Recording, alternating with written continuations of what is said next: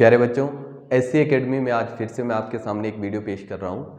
आज का जो वीडियो रहेगा वो रहेगा हिंदी ग्रामर का, जिसमें हम सामान्य हिंदी के कुछ टॉपिक्स को समझेंगे और थोड़ा बहुत वर्णमाला को भी समझने की कोशिश करेंगे। तो ये जो वीडियो सीरीज़ रहेगी हिंदी की, ये हर एक एग्ज़ाम के लिए इंपॉर्टेंट है। वन डे एग्ज़ाम जो भी आप कवर कर रहे हैं, भले सेंट्रल गवर्नमेंट का हो, भले स्टेट गवर्नमेंट का हो, जिस भी एग्ज़ाम में हिंदी ग्रामर रहता है वहाँ पर आपकी ये वीडियोज़ काम आएंगी। तो चलिए बच्चों शुरू करते हैं। अगर सामान्य हिंदी की बात करें तो सबसे पहले तो आपको हिंदी का इतिहास जानना पड़ेगा कि ये भाषा या फिर ये हिंदी कैसे विकास हुई है। तो आपको इतिहास में अगर देखें तो सबसे पहले आपको पता होगा कि वैदिक काल में सबसे पहले एक भाषा निकली थी जो निकली थी संस्कृत।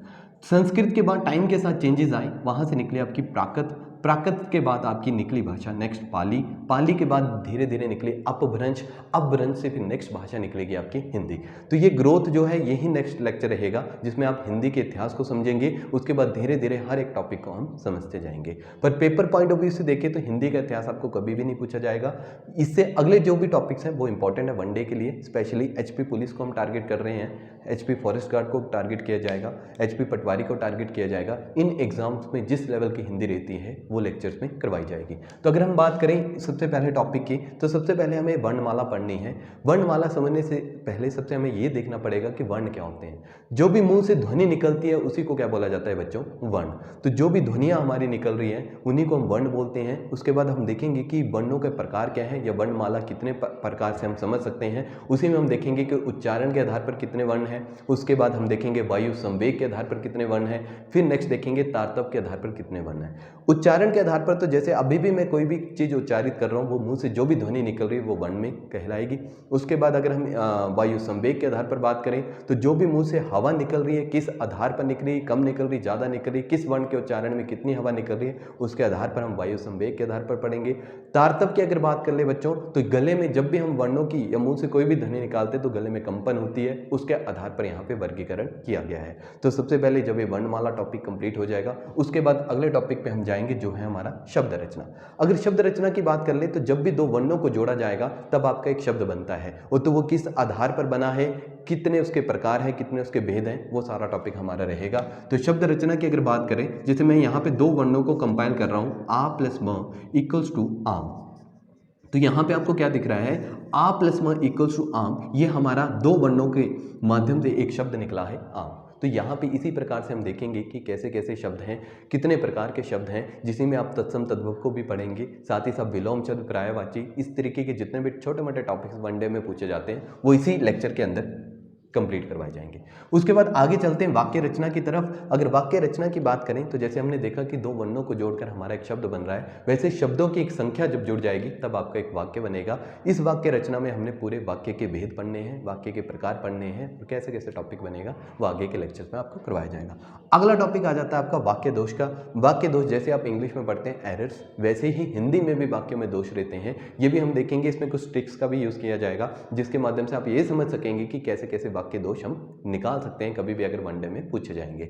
उसके बाद छोटे मोटे टॉपिक्स जो आप छोटे होते से पढ़ते आए हैं, जैसे स्कूलिंग लाइफ में हमने बहुत से ये चीज़ें टॉपिक्स रटे हुए हैं, जैसे कि संज्ञा क्या होती है, सर्वनाम क्या होता है, विशेषण क्या होता है, क्रिया क्या होती है, उसके बाद अगला क्रिया विशेषण क्या होती है। ये सारे टॉपिक्स हमने इसमें कंप्लीट करने हैं। इसी में जैसे संज्ञा की बात है तो इसके भेद पढ़ेंगे, सर्वनाम के भेद पढ़ेंगे, विशेषण के भेद पढ़ेंगे, क्रिया विशेषण के भेद पढ़ेंगे। जब ये सारे टॉपिक्स कंप्लीट हो जाएंगे उसके बाद नेक्स्ट टॉपिक पे हम जाएंगे संधि। तो जब जैसे मैंने यहाँ पे दो वर्णों का जोड़ किया था तब आपका एक नया शब्द बना था, तो ये जोड़ ही क्या कहलाता है? संधि। जब भी दो वर्णों को जोड़ा जाता है तब हम क्या बोलेंगे? संधि। और जब भी दो शब्दों को जोड़ा जाता है तब वो क्या कहलाता है? समास। हमने बेसिक एक आधार बनाया है कि जब भी दो वर्णों को जोड़ा जाएगा तब आपकी संधि होगी, जब दो शब्दों को जोड़ा जाएगा तब आपका क्या होगा? समास। पर जब भी हम इन शब्दों को या इन वर्णों को, इन शब्दों का हम जब भी तोड़ेंगे तब हमारा नेक्स्ट टॉपिक क्या बन जाएगा? संधि विच्छेद। तो हमने क्या एक बेसिक सा आधार समझा है कि जब भी हम दो वर्णों को जोड़ रहे हैं तब हमारा क्या बन रहा है? संधि। जब भी दो शब्दों को जोड़ रहे हैं तब हमारा क्या बन रहा है? समास। और जब किसी भी एक शब्द को तोड़ा जाएगा तब हम क्या बोल सकते हैं? संधि विच्छेद। तो इस आधार पर हम ये सारे सीक्वेंस में टॉपिक्स करने के बाद इनकी प्रैक्टिस भी करेंगे कि विभिन्न प्रकार के विलोम होते हैं, विभिन्न प्रकार के पर्यायवाची, वैसे संधि विच्छेद के लिए प्रैक्टिस हमें करनी पड़ेगी। वो लेक्चर सीरीज में आपको नहीं करवाई जाएगी, वो खुद आप कर सकते हैं। साथ ही साथ क्लासेस में आपको ये चीज़ें करवाई जाएंगी। उसके बाद छोटे मोटे टॉपिक्स बचते हैं, जैसे कारक क्या होता है, काल क्या होता है, रस क्या होता है, अलंकार क्या है, अलंकार के कितने भेद हैं, रस के कितने भेद हैं, कहाँ कहाँ यूज़ किए जाते हैं, ये सारी चीज़ें करेंगे। उसके बाद छंद जो बहुत इंपॉर्टेंट है, वनडे के लिए इतना इंपॉर्टेंट नहीं रहता है, पर जैसे जैसे आप एग्जाम्स बड़े एग्जाम्स की तरफ जाएंगे तो आपको यहाँ पे काम आएंगे छंद कितने प्रकार के होते हैं। फिर छोटे मोटे टॉपिक जैसे विराम चिन्ह, लिंग, वचन परिवर्तन, लिंग परिवर्तन, ये सारी चीज़ें हमने कंप्लीट करनी है। तो इस तरीके से आपका पूरे का पूरा सामान्य हिंदी का टॉपिक रहेगा। इसके बाद अभी के ही टॉपिक में आगे हम देखेंगे वर्णमाला को। तो वर्णमाला के कितने प्रकार हैं, क्या क्या टॉपिक रहेगा, ये सारा हम कंप्लीट करते हैं। तो आगे अब हम पढ़ेंगे वर्णमाला को। तो मुंह से जो भी ध्वनि निकलती है बच्चों, वो हमने समझ लिया था, उसको वर्ण बोलते हैं। अब वर्णों की संख्या किस आधार पर हमने बांटनी है, उसके लिए मैंने आपके सामने पूरे का पूरा चार्ट प्रस्तुत किया है। क्लासिफिकेशन चार्ट है, जहाँ से आप इसको देख के अच्छे से समझ सकते हैं और कम टाइम में हम ज़्यादा यूटिलाइजेशन कर सकेंगे। अगर हम वर्णमाला की बात करें तो हमने क्या बात बोली कि जो भी मुंह से स्वर निकल रहे हैं, जो भी मुंह से ध्वनि निकल रही है, उसी ध्वनि को हम क्या बोल देते हैं, वर्ण। तो अगर हम इसको वर्गीकरण करना चाहें या वर्गीकृत करना चाहें तो ये तीन प्रकार से आ सकता है। एक आ जाएगा हमारा उच्चारण के आधार पर, एक आ जाएगा हमारा वायु संवेग के आधार पर, और एक आ जाएगा तारतम्य के आधार पर। तो मैंने पहले ही बताया कि उच्चारण के आधार पर हम कैसे समझ सकते हैं कि जो भी अभी इस समय भी मैं मुंह से ध्वनि उच्चारित कर रहा हूँ वो सभी क्या है, वर्ण। उसके बाद अगर हम वायु संवेग के आधार पर बात करें तो जो भी मुंह से हवा निकल रही है, कुछ वर्णों के लिए कम हवा यूज हो रही है, कुछ वर्णों के लिए हवा ज़्यादा, तो वो वायु संवेग के आधार पर पढ़ेंगे। और उसके बाद अगला आ जाता है तारतम्य के आधार पर। यहाँ पे मैंने आपको बताया था कि गले में जो भी कंपन होगी उसके आधार पर हम इसको बांट सकते हैं। अगर उच्चारण के आधार पर हम सबसे पहला टॉपिक देखें तो वो आ जाता है हमारा स्वर, उसके बाद हम पढ़ेंगे व्यंजन और लास्ट में हम पढ़ेंगे अयोग वाक। तो यहाँ पे अगर हम बात करें स्वरों की, तो स्वर वो वर्ण होंगे जो स्वतंत्र रहते हैं, जिनका अस्तित्व स्वतंत्र होता है और जिनके उच्चारण में सबसे कम समय लगता है। अगर हम यहाँ बेसिक आधार बनाएं तो वर्णमाला में उच्चारण के आधार पर मैं यहाँ पे 52 वर्णों को पढ़ाने वाला हूँ, जिनमें सबसे पहले हमने स्वर पढ़ने हैं। और स्वरों में हमने क्या आधार बनाया कि जो भी मुंह से ध्वनि निकल रही है और जिनमें ध्वनि निकलने में सबसे कम समय लग रहा है, और साथ ही साथ जिनका स्वतंत्र अस्तित्व है, जो किसी पे भी डिपेंड नहीं कर रहे हैं, वो सभी के सभी क्या हैं, हमारे स्वर। और इन स्वरों की संख्या कितनी आएगी बच्चों, 11। इन 11 को अगर हमने पढ़ना है तो सबसे पहला हमारा स्वर कौन सा आ जाएगा, ह्रस्व स्वर। ह्रस्व स्वर के बाद हम पढ़ेंगे दीर्घ स्वर को, दीर्घ स्वर के बाद हम पढ़ेंगे संयुक्त स्वर को, और संयुक्त स्वर के बाद हम पढ़ेंगे प्लुत स्वर को। तो बच्चों ये 11 कैसे बांटे गए हैं, यहाँ पे भी अगर हम बात करें ह्रस्व स्वर की, तो ह्रस्व स्वर में क्या आएगा बच्चों, जिनके उच्चारण में सबसे कम समय लग रहा है उनको क्या बोलेंगे, ह्रस्व स्वर। दीर्घ में ह्रस्व के कंपैरिजन में 2 गुना टाइम, संयुक्त में जब 2 स्वरों को जोड़कर एक नया वर्ण बनेगा तब आपका क्या होगा, वो संयुक्त। और लास्ट में आ जाता है प्लुत, इसके उच्चारण में 3 गुना समय लगेगा एज कंपेयर टू ह्रस्व स्वर। यहाँ पे आप एक ही वर्ण पढ़ते हैं जिनको हम काउंट भी नहीं करते हैं, वो है हमारा ओम का। तो यहाँ पे बच्चों अगर मैं यहाँ पे आपको दिखाना चाहूँ, ये चीजें मैंने इसीलिए रिप्रेजेंट की है, जैसे अगर हम इन 11 की बात करें, ये 11 शुरुआत के क्या है, हमारे स्वर। और यहाँ पे हमने क्या बात बोली थी कि मुंह से जो भी ध्वनि निकल रही है वो सभी वर्ण है, और जिनमें कम टाइम लग रहा है वो सभी के सभी क्या है, स्वर। और जिनके टाइम में भी स्वतंत्र अस्तित्व है वो सभी स्वर है।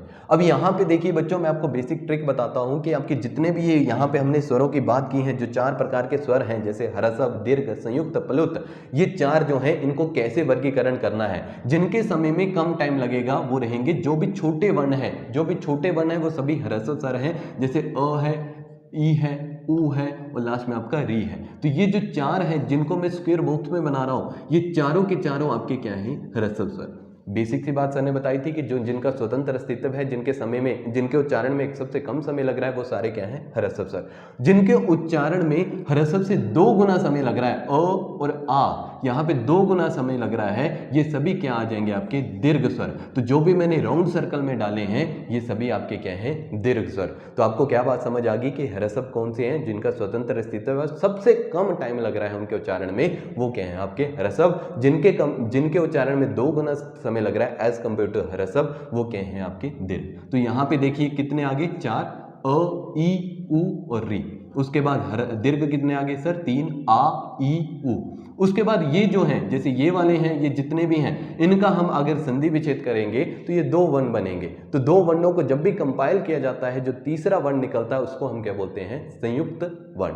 अब संयुक्त वर्ण में भी बच्चों मैंने यहाँ डिवीजन कर दी है। ये वाले 4 जो लिखवा रहा हूं ये हमारे संयुक्त स्वर। आगे हम व्यंजनों में भी देखेंगे कि संयुक्त व्यंजन कौन से होते हैं। तो आप बेसिक सा उदाहरण रखना कि संयुक्त वर्ण किनको बोला जाता है? जब भी 2 वर्णों को जोड़कर एक तीसरा वर्ण बनता है। तो यहाँ पे हमने सिर्फ स्वर वाले उठाए हैं। और स्वर वर्ण कितने हैं या फिर संयुक्त स्वर कितने हैं? सर ने क्या बोल दिया? 4। कौन कौन से हैं? ए औ औ। तो ये 4 वर्ण जो है ये संयुक्त स्वर में काउंट करनी है मैंने। तो ये टोटल कितने आ गए सर? 11। और 11 को आपने 4 भागों में बांट दिया है। ह्रस्व, जिनके उच्चारण में सबसे कम समय लगेगा, जिनका स्वतंत्र अस्तित्व होगा। दीर्घ, जिनके उच्चारण में 2 गुना समय लगेगा। संयुक्त, जब 2 वर्णों को जोड़कर या 2 स्वरों को जोड़कर आपका तीसरा स्वर निकलेगा उसको हम बोलेंगे संयुक्त स्वर। और प्लुत में बोल दिया कि जिनके उच्चारण में 3 गुना समय लगेगा। तो ये हमारा टॉपिक स्वर का कंप्लीट हो चुका है। इसको डिटेल में पढ़ने के लिए हम ऑफलाइन क्लासेस में करवा देंगे। उसके बाद अगर हम आगे बात करें व्यंजनों की, तो व्यंजनों की संख्या मैंने यहाँ जानबूझ के 39 रखी है।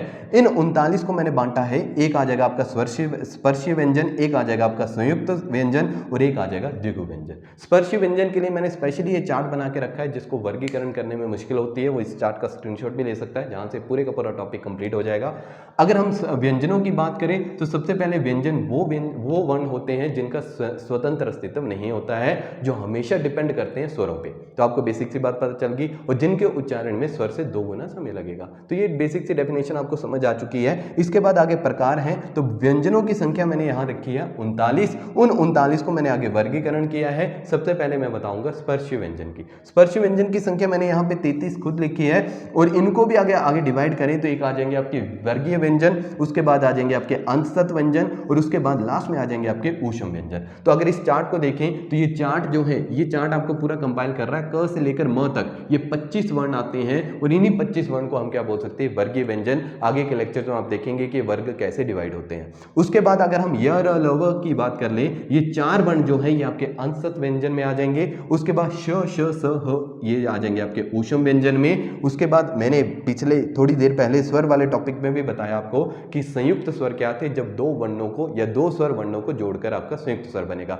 सेम वैसे हमने यहाँ पे क्या किया है? जब 2 व्यंजन वर्णों को जोड़ा जाएगा, जैसे क्ष को हमने 2 व्यंजन वर्णों को जोड़ा है तब आपका क्ष बना है। सेम वैसे ही त्र बना है, वैसे ही ज्ञ बनेगा और वैसे ही श्र बनेगा। तो ये 4 वर्ण जो जोड़े गए हैं कैसे निकले हैं? आपको सर ने क्या बताया कि जब भी व्यंजन वर्णों को जोड़ा जाएगा तो आपका जो तीसरा वर्ण निकलेगा वो कौन सा होगा? आपका संयुक्त व्यंजन। और लास्ट में आपके ये 2 वर्ण बचते हैं, 2 व्यंजन वर्ण बचते हैं जिनको हम बोलते हैं, इनके समय में, इनके उच्चारण में 3 गुना समय लगता है। और ये कौन से हैं? ढ और ढ।